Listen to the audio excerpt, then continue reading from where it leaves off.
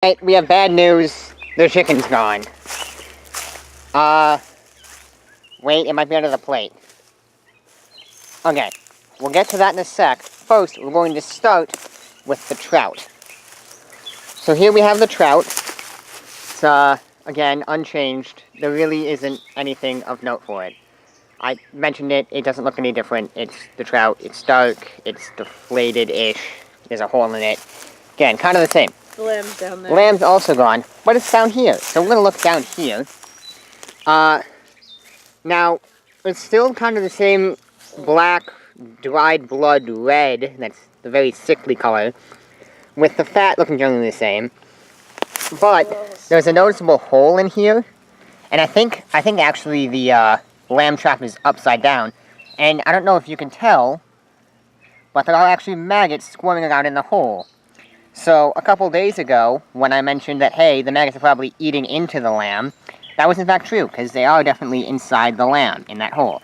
So the maggots have started to burrow into the lamb. The chicken also fell, however, the plate is upside down. So, it's definitely under there. Yeah, Alexis, if you could move the plate. Yes, I can. There's also a noticeable smell, but again, that's afterwards. I'm afraid. Oh, goodness. God. Wasn't that great? Yeah, okay, yeah. Maggots are definitely under the chicken. Tons of maggots. Very big. Very noticeable smell. I don't notice it, but I believe you. Yeah, the chicken itself is discolored. It's much more of a brownish. Yeah, okay, noticeable smell. I'm there. Like, earlier I mentioned the bloodish red. Now it's just like a sickly gray, rotted brownish, grayish brown kind of color. Again, tons of maggots. They don't necessarily notice anymore. I think they've just gotten bigger. Because they do definitely seem bigger. And as I noticed yesterday, they were growing. Oh, there are just tons of maggots everywhere. Ah, yay. Yep, just... Looks like ramen. Please don't. I want to eat ramen sometime in the future. Oh yeah, there's a smell there. It's, yeah, grayish, brownish. It might, I think it's flatter. Like, I think the whole thing is kind of just collapsed. Like, I'm pretty sure the maggots have eaten the inside, so it's just kind of all collapsed. And there's a bit of, flesh over there that's all very stringy, which is kind of interesting. Yeah, there's little pieces of it that are, like, the maggots are moving it. Like, look at that little piece right there. Oh yeah, that actually might be maggot poop if I think about it. Okay. Based on the coloration. You can also see them squirming underneath the flesh, and that's pretty neat. Yeah, that's true. It smells... Oh yeah, that's right there. It's all bubbly. If you can see it. Yeah, they're definitely underneath it. Okay, we're gonna go to the steak now. Yeah, the steak doesn't look too different. Again, it doesn't look any smaller, it doesn't look any darker. The flies seem to have decreased on it. There might still be some maggots, but it doesn't seem anything extreme or out of the ordinary. Just kind of fairly minor, to be honest here. So, that is the general appearance. Okay. Alright, we did manage to get both the lamb. Alright, hold on a sec. We're moving the steak back, so I'm going to get to that quick. Yeah, so maggot growth is under there, and again, there's that one big fella right there. There always seem to be one big maggot and a bunch of small ones, which is interesting, because this is the same for the lamb yesterday as well. But, yeah, maggot growth isn't huge on them, but they're there. If we want to move the steaks back a little more, that'd be nice. Okay. We did manage to get both the chicken and the lamb back onto the table thing. I don't know how long they'll stay, and given the fact that they fell off today, they're probably not going to be there tomorrow either. We don't know why they fell. It could be rain again, because the wood does look kind of wet, like yesterday. But I'm a little skeptical that rain would fall off. It could be that the plates are dissolving and then just falling off. It could be an animal tried to knock them down and then decided nope when it got to them. I don't know exactly. But we do notice that the maggots have definitely eaten the underside of the lamb. Because this was the part of the lamb that was previously on bottom, that was previously upside down. And there's just all the holes in there, and the meat's generally gone, and the maggots have definitely eaten the underside of the lamb, so I was correct about that. But now we're going to begin the poking tests, starting with the steak. This is very, very Do you hear that? Yeah, that's rigid.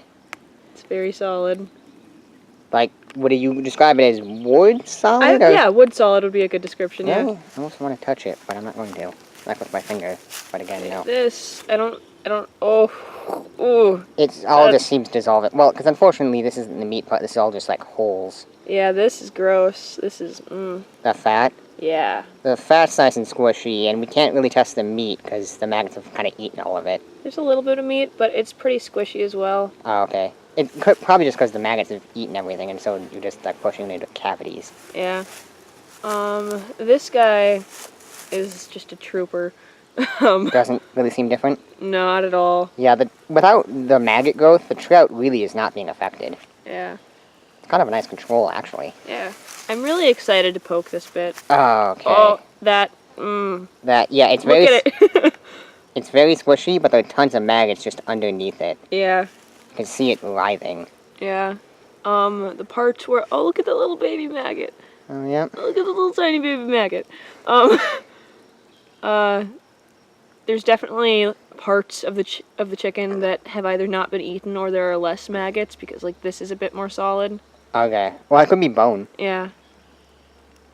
Because I don't think maggots can really eat bone. But, yeah, the maggots have kind of like, taken over and are definitely, like, just eating the insides. They're leaving the skin alone for the most part, which is kind of interesting. Yeah.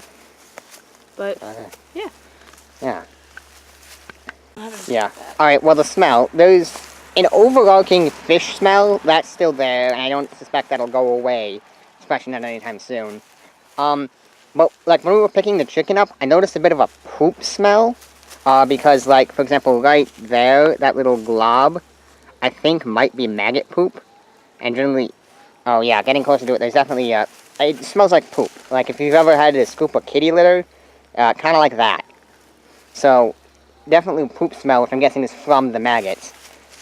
You have to get close to it, and even then, it's a poop smell, which in terms of bad smells is tolerable. At least, I think so. I don't know how you guys feel about it. But you have to get kind of close to it to smell it anyway, so there's not a really spreading smell, but generally kind of fairly faint, and you have to get close. But in terms of weather, it's cloudy today, definitely. Fly growth is almost not there at all. Tons of maggots. There's like 5 flies, though. There's really not many flies. Interesting. It's also a cool day, I should point out. Like, I feel a nice breeze. It's definitely a nice, cool day. So that could have something to do with fly growth as well. Because maybe they don't grow as much when it's cooler out, so I'm going to pay attention to that. But yeah, this was day 6 of the Stinky Meat Project. Hope you enjoyed it, and see you tomorrow.